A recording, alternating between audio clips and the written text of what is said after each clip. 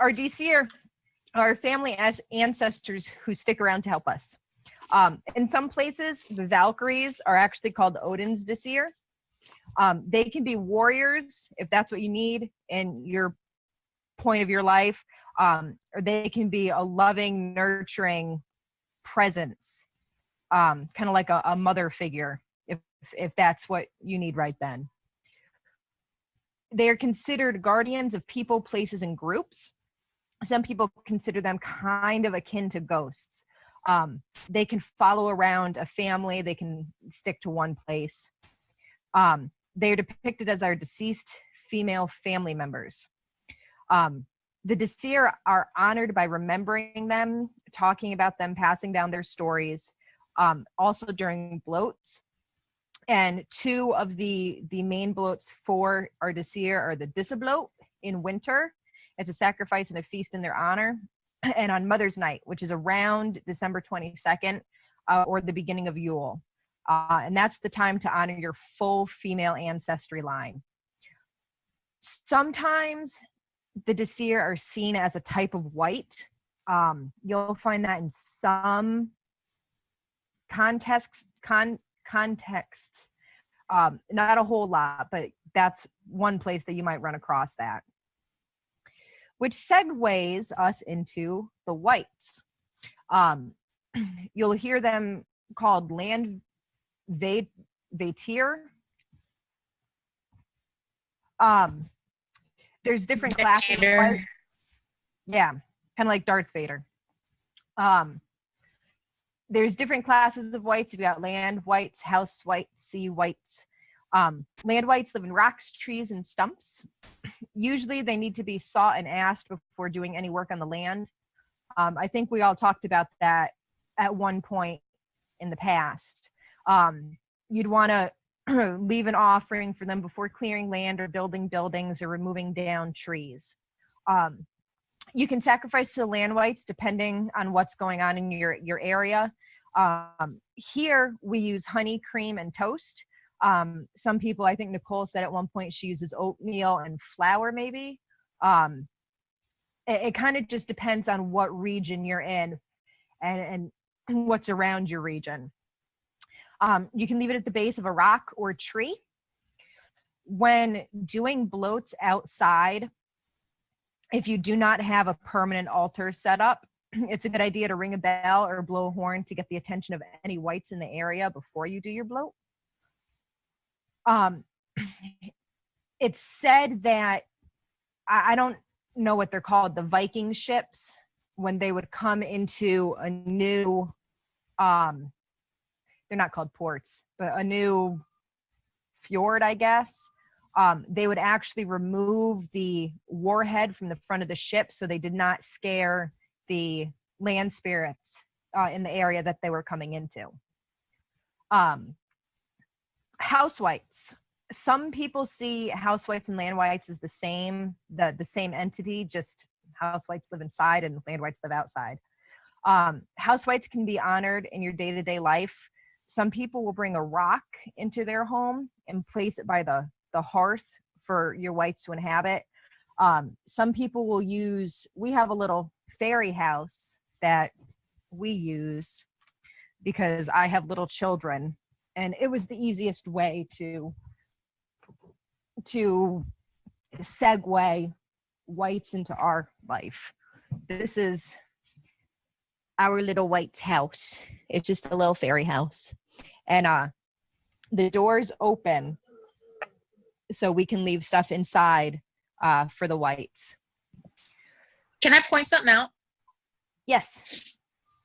This is very similar to some Asian countries like Japan and Taiwan and stuff like that. They have something very similar to this called spirit houses or ghost houses or ancestor houses. And if you drive around the countries, you'll see them outside along the roadways, like a community, but they're tiny little houses. Just thought I'd point awesome. It's similar. That's really cool. I didn't know that. Yes. So some people will use a fairy garden house or something made from sticks to be more outside-ish. For offerings to your whites, you can leave oatmeal, cream, or part of whatever that you're eating. You can also leave shiny objects like marbles, rocks, pretty leaves, anything that you find that you think they might like. Some people will throw meat and ale into the fire during the floats for the land whites. And Nicole found, or she actually had bookmarked, there was a story on Facebook about either Iceland or Sweden. I have to look it up to post it. Nicole, you can tell the story Iceland. since you actually know it. Do you want to tell it? Sure. I'll post the link in the notes. It was in Iceland. The highway was doing road work there, and they removed this huge rock.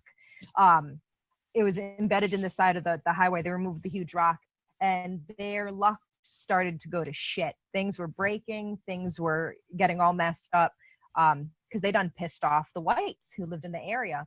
So they went ahead and replaced the rock, and everything was on the up and up again. The land whites were happy. There was no more machinery breaking, no more chaos, basically. So that was a the thing about this is why it's so significant and why it was in the news is because it's actually a law there that you have to get the permission of the elves before you can move any rocks or do any type of construction there. And they didn't do that. And that's why they got in trouble and why it was put back, because it's an actual law that you can't move things without first asking them. So who else wants to move to Iceland? I just want to move anywhere. Are we supposed to encourage the whites to be in the house? We do. Personally, we do. We have our little house. We'll leave them offerings. We'll leave them food. I like having one here. It's very comforting to me, especially at night when all the weird bumpy things are going on. It's very comforting to have a presence that you know and that you're familiar with and you know is nice to kind of help watch out for you, help watch the house, help watch the pets, the just the surrounding area. So we encourage ours. The thing with that is when it comes to whites, and not the seer, but whites, these are entities that were here before anything else was here. You know, this was part of nature. They're part of nature. They're part of the elements. They're part of the gods and the goddesses. So they were here before the houses were even here. So, I mean, you can't really remove something from its origin. Does that make sense?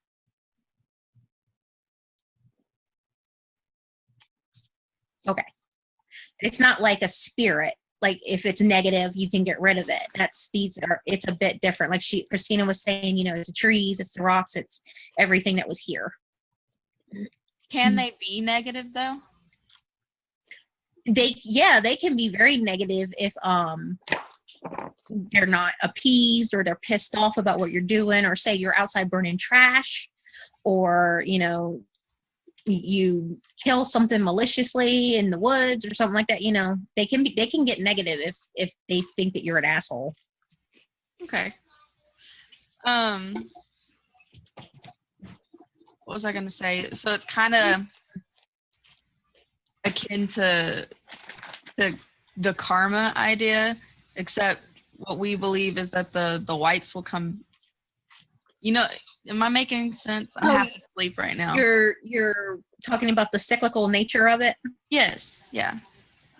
It's part because, you know, everything is one and one is everything. The pantheistic view of what we believe, because everything is circular, everything is together. You know, if you died and you decompose in your yard, you would be feeding the earth where it lives. Yes. Yeah. But I got real upset today because of a post I saw on Facebook. It was raising awareness of some assholes who were running around cutting the ears off of dogs and stuff. You see that? So I don't know. I was just kind of hoping the whites would jump in then. Somebody needs to, because they haven't been caught.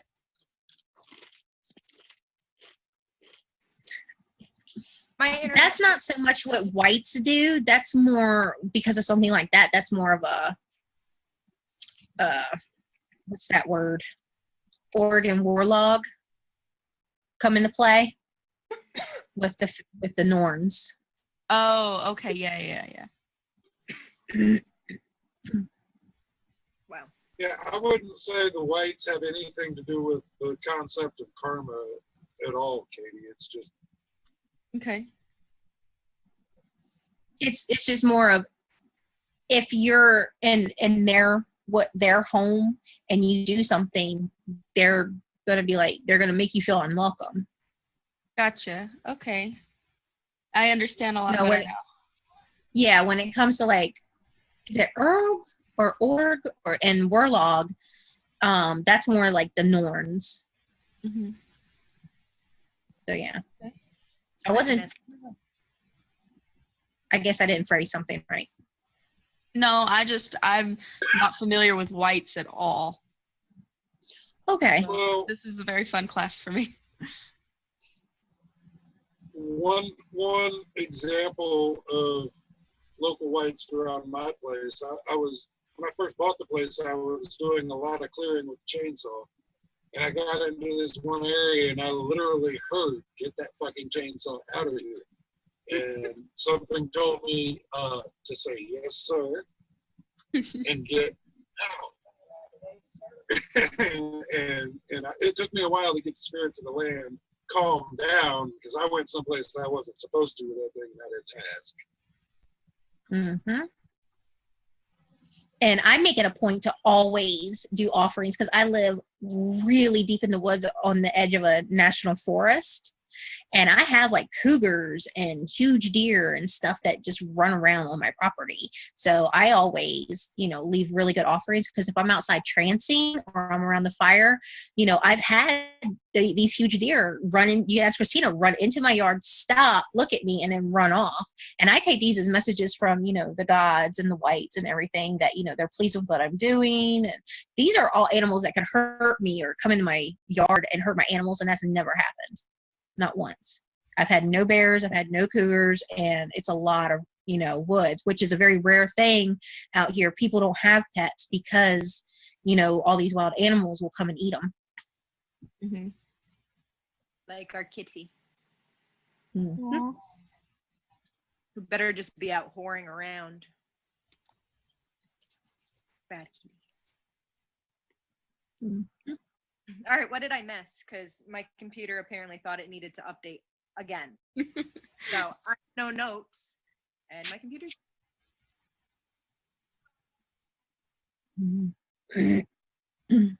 I don't remember. Did you have any other questions about whites, Katie? No, that pretty much covered it. I was making assumptions and trying to put it to the knowledge I already had of other situations. And like, for instance, karma, I was thinking it was similar to that, and it's not. So. Okay. Yeah, whites are like Land spirits. That's why they're called land vader too. Yeah, they're like little elves who just run around and fuck your shit up if you piss them off. Yeah, we have one. The person who lives behind us, his name is Eric. He's a great guy. He just has a very, very bad habit of catching things on fire, like tractors and combines and things that normally would not easily get set on fire.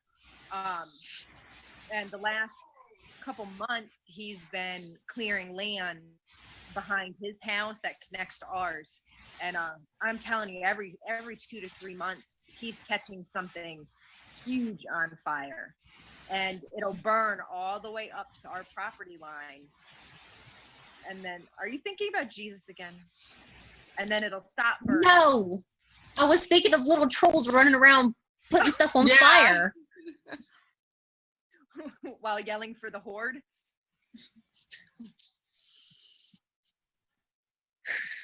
I mean, what better team would you be for?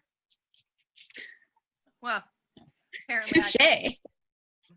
Renee, Or, I think she said that it would be like you'd set the rock or the house by your hearth, your like, fireplace, I guess, where everyone communes, right?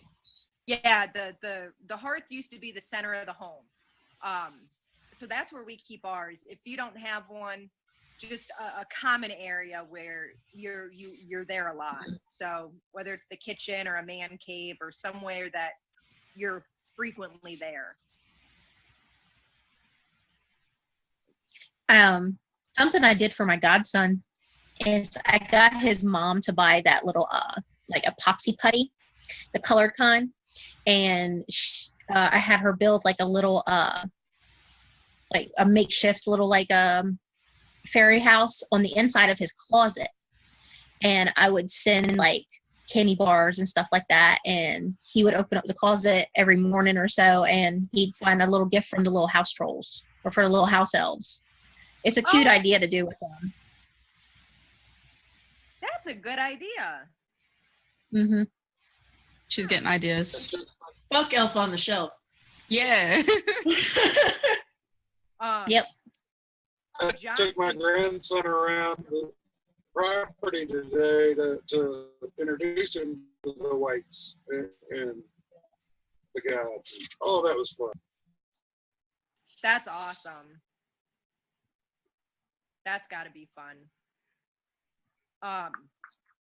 Josh and Missy, they have 3 little kids, and one thing that they did, Missy got one of those big terrarium, like huge fish bowls, and built kind of like a little garden inside the fish bowl with a little fairy house for their whites.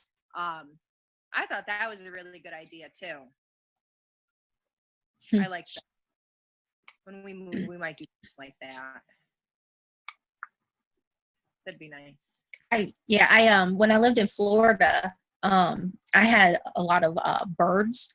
So I had my ex build a birdhouse, and then I used a Dremel to carve in runes, and then blooded it, and then set it up outside, and no problems. That's awesome. Mm-hmm. There's a lot of things you can do. Creativity is your I have a question about house whites that I want y'all's opinion on. Is it possible for the original builder of a house to become a house white? I've read somewhere that I don't think they become the female become the Disseer. They think that sometimes the Disseer is akin to land whites. Possibly if they stay on if they were buried there, I'd say. Well, there's the thing about the term Alfar is it also referred to instead of the seer, that was the male ghost, and Alfar is also associated with elves. So technically, because of the term and the title and the association, they would be the equivalent to the Disseer. And if the Disseer are with you, then the Alpha are with you as well. So I'm just curious because I know the old man that built this place is still around. He got pissed off when one of my dogs crapped on the floor the first night we moved in and let the dogs out. I'm trying to separate in my mind a spirit versus a house white, because I can get land spirits a lot easier than I can figure out the whole category of the house white kind of thing. You know what I mean? I'm sorry, the language is failing me. No, I would just call that more Alfar because, the Disseer are a certain aspect, the Alpha are a certain aspect, whites are a certain aspect. They seem to be separated for a reason. So I don't see that being the same thing, but I could be wrong.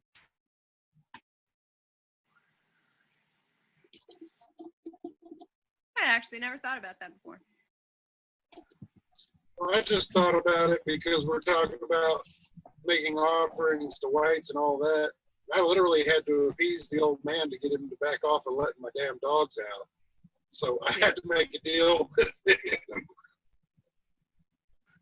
Mm-hmm. Hmm. But we make offerings to the deceased. So, I mean, it would make sense that they would require an offering as well. Mm-hmm. True. We have Mother's Night, and you said there was another night that we honor the deceased. Do we have a night for the? I'm sorry, no, I can't pronounce it. the male version. You're thinking of Alpha Bloat, and that's around when Thanksgiving would be. Oh, okay. We missed it, Devin. Yeah, that's the one I was talking to you about when you said you were going to be down at TK. Oh yeah. Okay. Why would you ever come back here? I was visiting friends and getting the rest of my stuff. Okay, that makes sense. That is acceptable. All right, Loki, come on. Come on. Get your fat ass up here. There you go, baby. Hey, hello. Oh, okay. I love that we can hear you but can't see anything. Oh, sorry. Oh, you're fine. Night's a goofy night. Having this serious conversation, all of a sudden we're, okay, Loki, get your fat ass up here. It's like, whoa, wait a minute, what are you calling in here? Wrong Loki.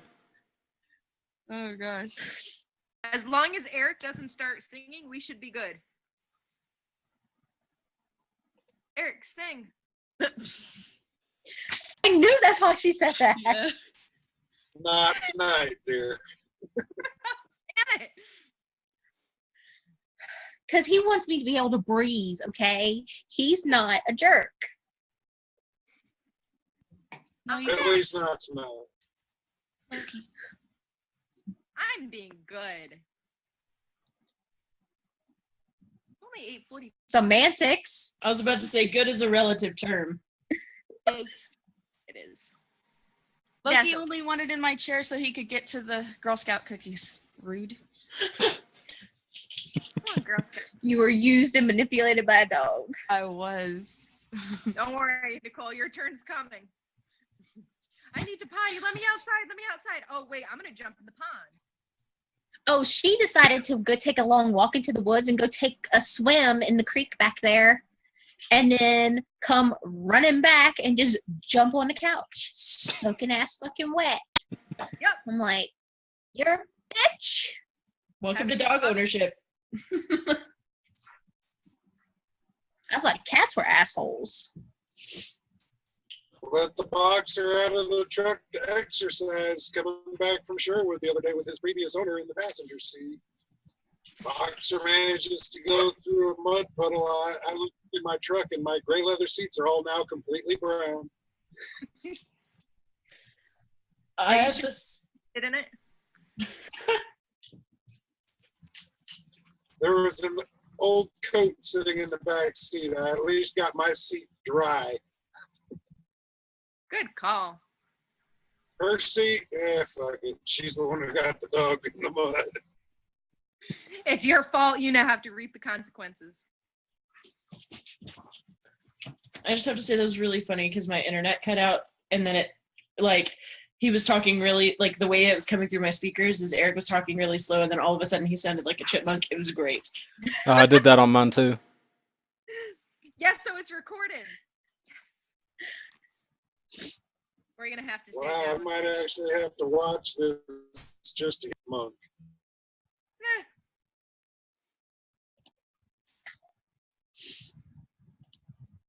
Oh. Did anyone have any other questions about tonight? No, I'm sorry I was late though. Oh, you're fine. I was late too. She's rude.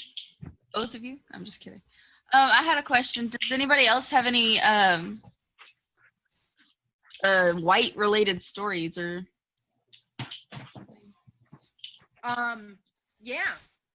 I went to San Antonio 3 months ago now. Maybe 3 months ago. And apparently it pissed something off because we had a water main break in our house. And that water main shouldn't have burst. It wasn't cold. There's no way it would have burst. That's the only thing I can think of. It was the first time that I had been away from my house and left my husband here to deal with shit. And we had a water main burst. They got mad you didn't tell them first. I got mad I left. Every time I leave, something happens. Oh, one thing I talked about before that I don't think I covered is you need to understand and know your area where you live, because the energy of the natives that used to live here would give specific offerings to, the land whites in that area. And so they may be used to that and preferable. And like, if you're in a place that's mainly got like a lot of Santeria going on, or a lot of American Indian stuff happen there, you want to try to use things that they may have liked. Like in some areas, they may like, tobacco or sugar or white things like rice and eggs and stuff like that. So, I mean, it's just a good idea to try to get an idea of what was around your area before you were ever there. The whites in our area seem to like tobacco pretty I well. was gonna say we've been using cigarettes and chocolate. Yes, chocolate. Those are two of my favorite things too. Figured it was an ample sacrifice since it was something we both loved and didn't really want to give up, but did so anyway. I was sad. Is there a special thing to do or say when new? Devin, you didn't turn in your Seder homework. Yes, it's been a crazy couple of days. I'm gonna get it all done tonight after class. Okay. No problem. Bitch, I will step on you. Hang on, I just lost what Renee said. Is check. there a special thing to do or say when you ask them, is what he said. Ask them for like if you're going to work in the area on the land. Ow.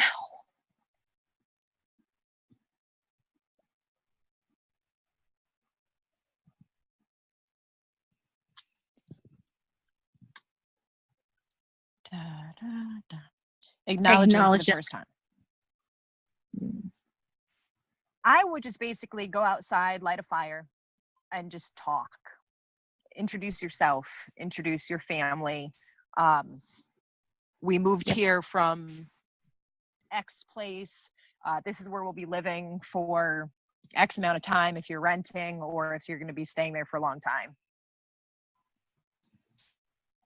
I think people put way too much emphasis on what to say, and if you have to say it a certain way, and if it has to, just talk normal. They did back then, they were just have regular conversations, you don't have to be fancy with it. That land taking ritual that I put up for Josh is specifically about introducing yourself to the whites and claiming the land and telling them you're there. So, and the only thing I've seen that's a common thing about all of them that I've found so far is fire's involved of some sort. Yeah, one thing you can do is every time that we moved, I guess it kind of be like smudging. We walk perimeters with fire. We didn't do anything special. We just kind of walked and talked and, hi, this is me. This is you. Just talk like you're talking to a friend. Because in the end, that's what they end up being. Just, what? Hi, it's me and it's you. I don't know what else to say. Like, hi, I'm Christina. How are you tonight? It's not a dating application. Leave me alone. Devin and I have a problem with being able to walk around our area with fire. That's actually very true, because where we go when we do like our bloats and things like that, there's a burn ban in effect right now. I mean, we probably could, but because there's nobody there when we go, but Get a lantern. Hang on. Damn it, Oh, cats. I just Go kept away. thinking of American Horror Story.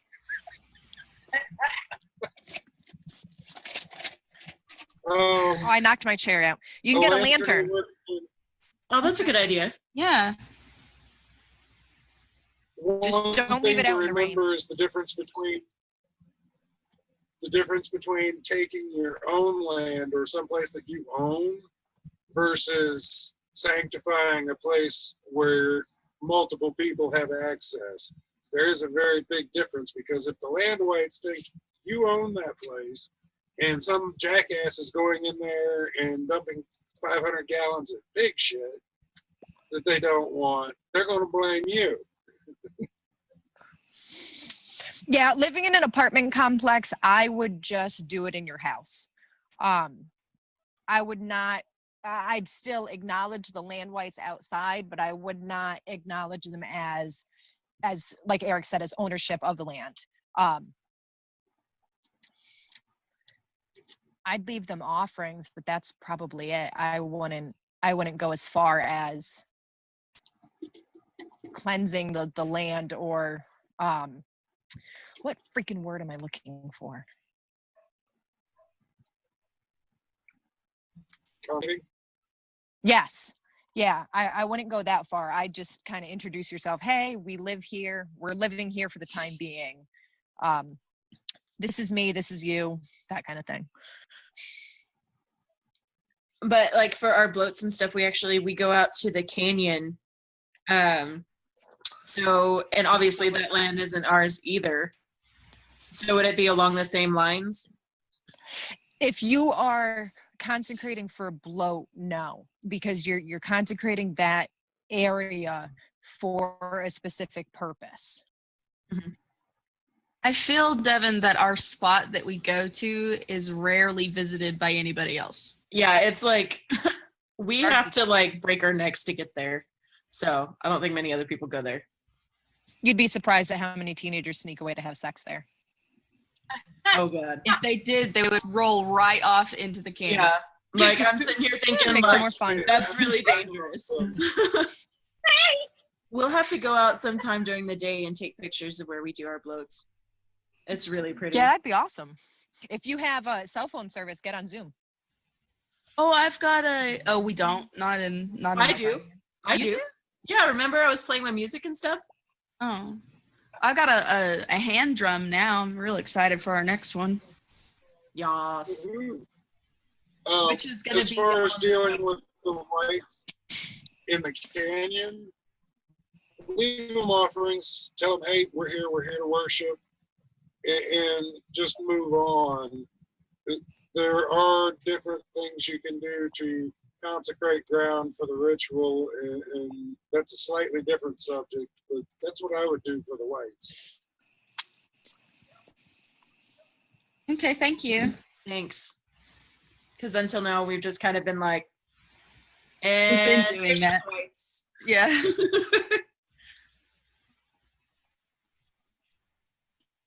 Hang on. You can stare at the pretty sky. It's like a comedy of errors with us. It's the blind leading the blind over here. We are. Nicole, I had a question for you. Well, I guess for anybody.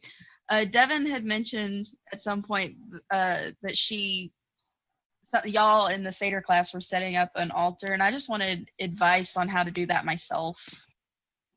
Like, what would be a good idea? Just a basic. I mean, somebody else may do it differently, but I personally just put things that are very significant to me in my path. Like, I have a cat statue because of Freya, and I have, a raven because of Odin. But I mean, my altar is outside. I don't, because of where I live, because I'm in the woods, I just have a fire pit, and it's only for my rituals. And that's basically what I do. But when I had one inside, I mean, you can have little things that represent your path, and you know, candles, a blade. I mean, it just depends. It's more of a personal thing because I always change it out. You know, depending on which bloat it is, or, you know, which high holiday, you know, stuff like that. So it's always ever changing. So, I mean, that's more personal in my aspect, but I mean, Christina might have a different view on it. I don't know. My altar is a huge wooden desk, and sometime when my room isn't, in one corner, the back of books, some books. I've got a huge wooden hammer. I've got a statue of Scotty. I've got a wolf statue, and I've got, it's not of air, but it's my likeness, and it's how I envision her. I've got my bloat bowl. I've got my horn. I've got some of my sister's things. I've got a picture of my biological mother. I've got a note that my biological mother wrote me. I've got a smudge stick, a feather,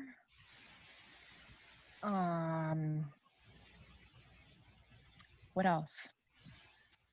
My bowl, my horn. I have beeswax. I just have a stick of beeswax.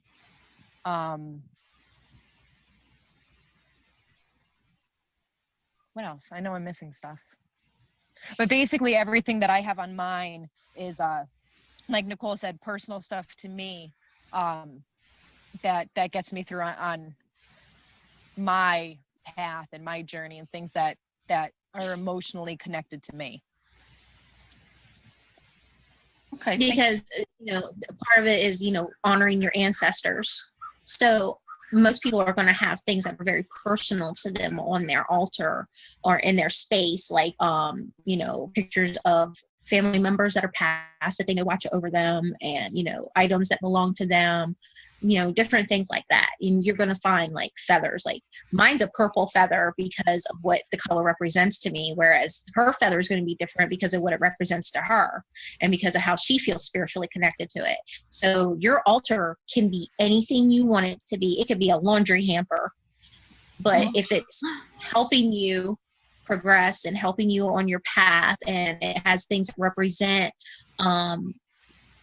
things that will help you spiritually grow, that's what's most important about your altar. There doesn't need to be a very specific setup. You don't have to go and buy a whole bunch of expensive things. It's going to be things that are personal to you that you can take from around the house that, you know, you decorate with, but you don't really have a place for, and that are very spiritual to you, and you put them on that. Okay. I also have a rock from our first camp out on there.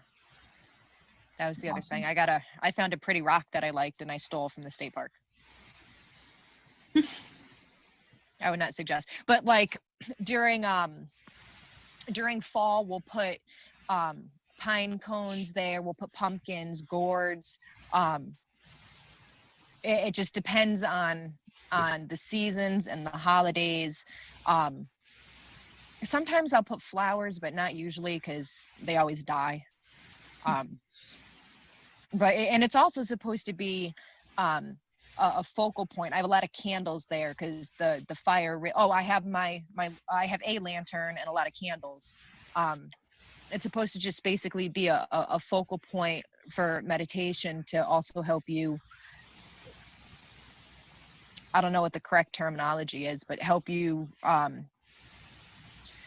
visualize and pinpoint, I guess I'd say, while you're meditating. And it can be as big as a desk, and like Nicole said, it can be just a shelf on a bookshelf. It doesn't have to be big. There's no right way, there's no wrong way. It's just, and you'll change it up too. You might have it set up one way for 3 days and then switch it completely around and have it set up one way for 6 months. It's just whatever calls to you at that point. Or for like Mother's Night, you may completely take it all down and just do a whole thing with every female that was in your family that passed. Or, you know, for Alpha Bloat, you might go and get some, you know, elvish figurines or, things that represent lights, the land's rocks from outside. I mean, you can change it for every high holiday that there is. Mm-hmm. Or Okay. family members' birthdays. Mm-hmm. I got my sister's birthday's on Sunday, so I'll be doing something then. So my altar will drastically change then.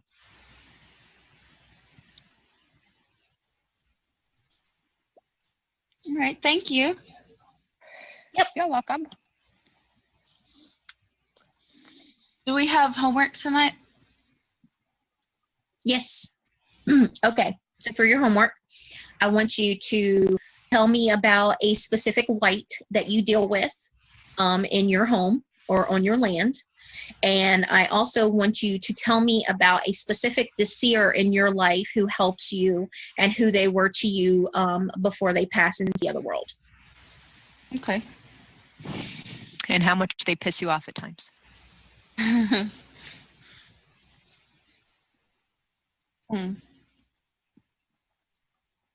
have a question. What if there's not really an ancestor Desir that you feel close to that has passed away or anything like that? You don't know of any seer that are in your life? I mean, none of the female members of my family or anyone close to me have really passed away. Most of the people that are truly important to me are still around. The only one that I can actually think of is my great-grandmother, but I didn't know her that well. I have the exact same. My great grandma passed away, but that's it. Well, okay, then just tell me how they were as a person and how you know that they're a Desir. Okay.